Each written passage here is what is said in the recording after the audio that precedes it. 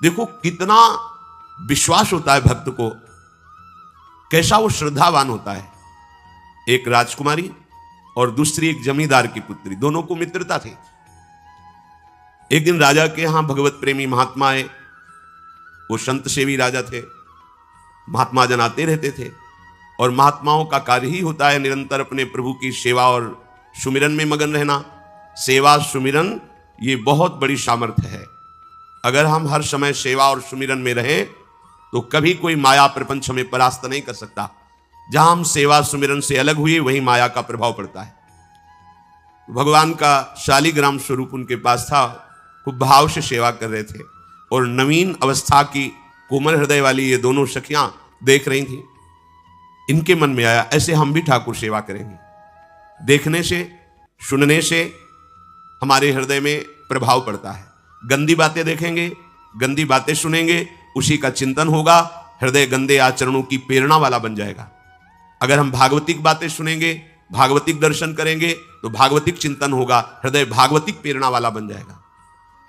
कई दिन संत भगवान रुके, रोज सेवा कीर्तन कथा, सरल हृदया। उन दोनों सखियों में बात आई कि चल करके संत भगवान से कहते हमको भी ठाकुर जी दीजिए। दोनों ने चरण पकड़कर प्रार्थना की, गुरुदेव हमारे हृदय में भी इच्छा हो रही कि हमें ठाकुर सेवा मिले। अब दोनों बच्चे ही थे। संत भगवान ने विचार किया सेवा पद्धति में बहुत सावधानी की आवश्यकता होती है। अभी ये बच्चे हैं, कहीं सेवापराध न बन जाए। सेवापराध भी होता है। उपासना में चलने वाले उपासक को सेवापराध और उप सेवापराध 32 ये 64, इन पर सावधान रहना चाहिए। ये गलती नहीं होनी चाहिए। जैसे आप ठाकुर सेवक हैं, अपने घर में सेवा विराजमान किए हुए हैं। अब जैसे आपको ठाकुर जी के दर्शन के लिए जाना है, जहां तक ठाकुर जी के दर्शन करने के लिए जाना है, हो सके तो पादुका न पहने, नंगे पैर दर्शन करने जाए। यदि आप में ऐसी सामर्थ्य नहीं है किसी कारण से, तो सीढ़ियों में पादुका नहीं पहनना चाहिए। जहां से मंदिर की सीढ़ियां हैं, पादुका उतार कर माथा रखकर सीढ़ी में फिर चढ़ना चाहिए। खड़ाओं या पादुका पहन करके श्री विग्रह के दर्शन करने के लिए जाने में फिर अपराध लगता है। अरे अपने मालिक के दर्शन करने जा रहे हैं, स्वामी के दर्शन करने जा रहे हैं, प्रभु के दर्शन करने जा रहे हैं, तो अपनी कुटिया से और मंदिर तक नंगे पैर जाना चाहिए। ये भावना रखनी चाहिए। भरत जी जा रहे हैं प्रभु के दर्शन करने के लिए, अयोध्या से पैदल ही चले थे, तो सुकुमार चरणारविंद तो बड़े बड़े फफों के छाले पड़ गए थे। वशिष्ठ जी ने देखा, सबने मिलकर भरत जी से कहा पालकी पे बैठ जाइए। तो उन्होंने कहा हाँ, मेरे प्रभु यहां नंगे पैर चले हैं और मैं पालकी पे बैठ जाऊं? उचित तो यह है कि अपने प्रभु के दर्शन के लिए मैं जा रहा हूं, तो जहां जहां प्रभु के चरण पड़े वहां मेरा शीश पड़े, अर्थात सिर भर जाऊं। उचित असमोरा सप्ते सेवक धर्म कठोरा, यहां मैं सर के बल चल के जाऊं पर असमर्थ हो। तो आप कह रहे हैं पैर में छाले पड़ गए, आप सवारी में बैठ जाइए, ऐसा नहीं हो सकता। तो अपने प्रभु के दर्शन करने के लिए जब जाए तो हो सके, सामर्थ्य हो तो पादुका न पहने, कोई खड़ाऊं चप्पल जूता आदि ना पहने। अगर पहने हैं तो बस सीढ़ी तक ही पहन कर जाए, ऊपर सीढ़ियों की नहीं। इतने सुकुमार मत बनो, ये आग में जलाया जाएगा शरीर, ये गाड़ दिया जाएगा शरीर, इससे ज्यादा प्यार ना करो। अब इतना दृढ़ विश्वास कि ये बच्चे हैं, सेवा भाव कैसे पूर्ण कर पाएंगे? तो उन संत भगवान ने दोनों बच्चियों से कहा कल ठाकुर जी लाएंगे, हम आपको दे देंगे। तो गांव में घूमे तो आसपास गोले गोले से पत्थर मिले, पत्थर लाए 2 और कहा कि ये लो तुम्हारे ठाकुर जी हैं। दोनों को दिया। देखो गुरु वचनों पर और गुरु प्रदत्त सेवा वस्तु पर कितना भाव होना चाहिए। उन्होंने दृढ़ विश्वास किया कि मुझे भगवान गुरुदेव ने दिया, ये भगवान है मेरे। दोनों ने अपने हृदय से लगाया। अब एक जमींदार की पुत्री थी, एक राजकुमारी, स्वर्ण के सिंहासन में, और उनका नाम रखा शिलपिल्ले ठाकुर। शिल मतलब पत्थर, तो उनका तुम्हारे ठाकुर का नाम शिलपिल्ले गोविंद है। दोनों सिंहासन पर रखकर आराधना करती, भाव प्रतिपल बढ़ता गया, नाम निरंतर जप। गुरु प्रदत्त ठाकुर पर विशेष चमत्कार हृदय में प्रकट होता है यदि उन्हीं की नियमावली से चलो। अपने मन से बाजार से खरीद लाए, विराजमान किए हैं, कभी सेवा की कभी नहीं की, वो भी अच्छा है, कम से कम भागवतिक भाव तो है। लेकिन सिद्धि जो प्राप्त होती है वो गुरु कृपा से, गुरु प्रदत्त ठाकुर से। जैसे धन्ना जी को भांग के बट्टे में ठाकुर जी प्रकाशित हो गए, गुरु प्रदत्त। अब ये सखियां जब बड़ी हुई तो इनके ब्याह की बात हुई। तो जो राजकुमारी थी उनका राजकुमार से किसी से ब्याह तय हुआ, ब्याह हो गया। अपने माता पिता से जब विदाई ली तो अपने ठाकुर जी को जो सिंहासन में थे, सिंहासन से एक सुंदर पेटी में से और गोद में रखकर, और अंदर ही अंदर जल रही है कि प्रभु मैंने प्रीतम आपको माना है, संसार के व्यवहार में ये प्रीतम बना हुआ है, पर प्रभु हमारे प्रीतम दो नहीं हो सकते, हमने हृदय से आपको माना। इसी विचार में वो बड़ी उदास है। पहले पालकियों में ऐसा राज सैनिक चल रहे हैं, पालकियों में वो बहू जा रही है और राजकुमार घोड़े पर। राजकुमार बार बार पालकी के समीप जाता, दर्शन करने की इच्छा होती है ना, तो उदास देखता, मन में बड़ी गिलानी हुई। उसने कहा, एक नदी थी, उसने कहा यहां हम थोड़ी देर विश्राम करना चाहते हैं, राजकुमारी की पालकी रखी जाए और सैनिक दूर खड़े हो। तो राजकुमार वैसे ही आज्ञा हुई। तो बात करना चाहते हैं, पर वो ना देखती है और ना बात करती है, और इतना सुंदर रूप, क्योंकि ब्रह्मचारिणी और भगवत आराधना। अब उसके हृदय में जलन हुई कि ऐसा क्या है जो हमसे बात नहीं कर रही। बस बार बार ऐसे पिटारी खोल के ऐसे ठाकुर जी को देखती। नाम जप और सेवा के प्रभाव से वो सिल नहीं रह गया था, वहां उसको सांवरे श्याम सुंदर की झांकी मिलती थी। जब अपने शिल्पिल्ले ठाकुर जी को देखती तो ललित त्रिभंगी श्री लालजू महाराज श्याम सुंदर दिखाए, अत्यंत आसक्ति। गुरु प्रदत्त किसी भी शब्द में, किसी भी वस्तु में दिव्यता होती है, बस हमारी भावना होनी चाहिए। अरे बोले ये हम नहीं दे सकते, ये गुरु प्रदत्त है, नहीं हम प्राण दे सकते, लेकिन ये नहीं। जिसका गुरु वचन पर, गुरु प्रदत्त वस्तु पर, गुरु प्रदत्त ठाकुर पर दृढ़ निष्ठा हो गई, वही सिद्ध हो जाता है। अब उसने समझ लिया कि पिटारी में जो कुछ है यही हमारे और राजकुमारी के बीच में बाधा है। दो चार दासियों को बुलाया और कहा इनको बातों में उलझाओ, पिटारी पीछे हमें दो। और प्रवीण दासियां उनको विनोद भाषा में, हंसी मजाक में बात, लेकिन वो उदासीन।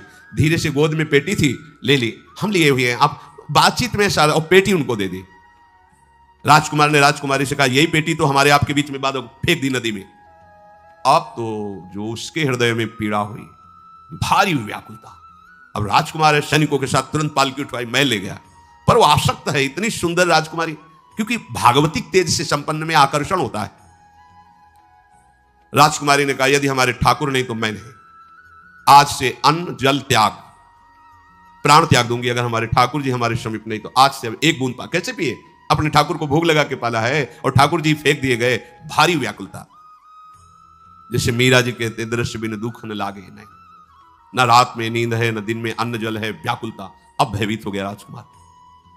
पूरा महल इस विषाद से हो गया कि अगर नवीन राजकुमारी प्राण त्याग देती है तो क्या होगा लोक समाज में, कि अभी नवीन राजकुमारी गई, ये लोग ऐसे निर्दयी हैं कि ऐसा व्यवहार किया कि उसने प्राण त्याग दिया।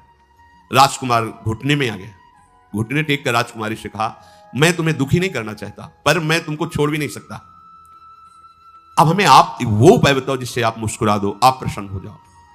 तो उनका, हम अपने ठाकुर के बिना जीवित नहीं रह सकती, यदि आप हमें जीवित देखना चाहते तो हमारे ठाकुर जी ला के दो।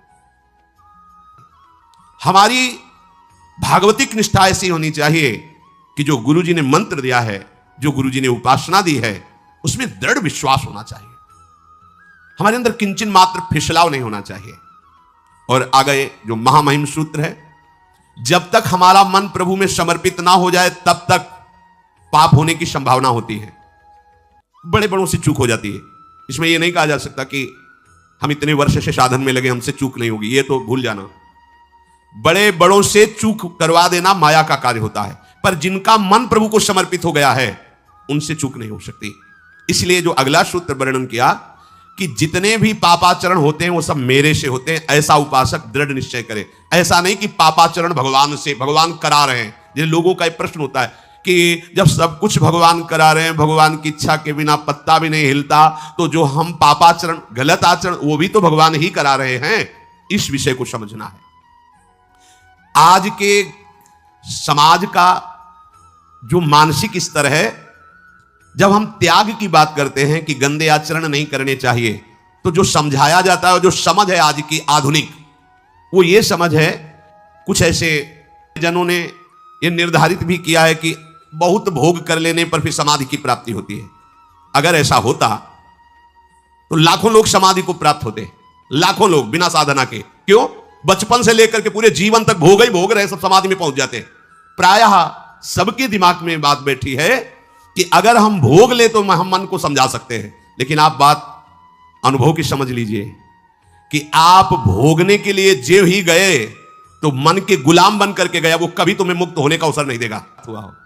जैसे हम भोजन कर लेते हैं तो लगता है अब कुछ नहीं, लेकिन 6 घंटे व्यतीत होते होते पर्चा बन जाएगा कि ये चीज फिर चाहिए खाने को। ऐसे ही कोई भोग भोगने के बाद कुछ क्षण के लिए उससे विरति हो जाती है, ठीक है, लेकिन फिर कुछ मिनट होने के बाद फिर नई स्फुरणा, नया संकल्प, नई क्रिया, नई भोग वासना सब हृदय में देख लो। इसके लिए किसी और से सलाह लेने की जरूरत नहीं।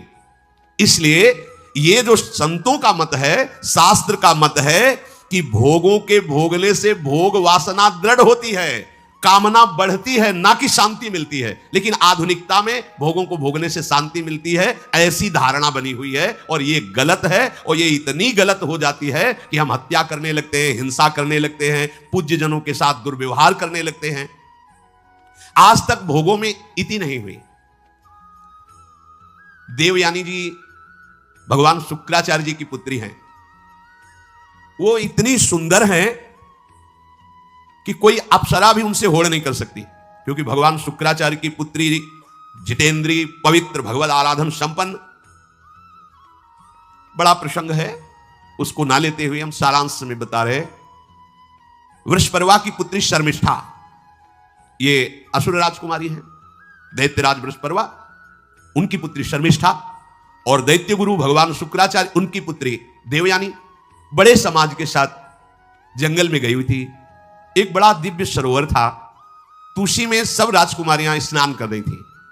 अचानक वहां से कोई महात्मा निकले तो जल्दी में सबने वस्त्र धारण किए, तो शर्मिष्ठा के वस्त्र देवयानी ने और देवयानी के वस्त्र शर्मिष्ठा, वो महात्मा निकल गए। वहां कोई उनको टिकना तो था नहीं। देवयानी ने देखा कि मेरे पवित्र वस्त्र, देवयानी ने वस्त्र धारण नहीं किया शर्मिष्ठा के, जो महात्मा चले तो देखा कि हमारे वस्त्र राजपुत्री शर्मिष्ठा धारण किए। तो उनका तुझे पता है मेरे वस्त्रों को स्पर्श करने का भी तेरे को अधिकार नहीं, तूने धारण कैसे कर लिया? तो उनका ज्यादा मत बोल, इतना गुमान करके मत बोल। जैसे सब सेवक पलते हैं मेरे महाराज से, ऐसे तेरा पिता और तू भी मेरे महाराज के द्वारा ही पोषित है, क्योंकि वो तो राजा है, सारी सेवाएं वही देते हैं। ऐसा नहीं बोलना चाहिए, क्योंकि गुरु पुत्री है, आचार्य पुत्री है और सम्माननीय है। पर ऐसा वो बोल गई शर्मिष्ठा। देवयानी ने कहा तुझे पता है अगर मेरे पिता की दृष्टि बदल जाए तो 2 मिनट में देवता तेरे पिता सहित संपूर्ण राज्य को नष्ट कर देंगे। मेरे पिताजी के भय से ही देवता आक्रमण नहीं कर। शुक्राचार्य मंत्रवेत्ता है। ज्यादा बात बढ़ गई तो राजकुमारी का शासन चलता है। उसने कहा इस गुरुपुत्री को उठाकर कुएं में डाल दिया जाए, और उस समय वस्त्र धारण नहीं की हुई थी, उनको उसी स्थिति में डाल दिया गया और वो चली गई।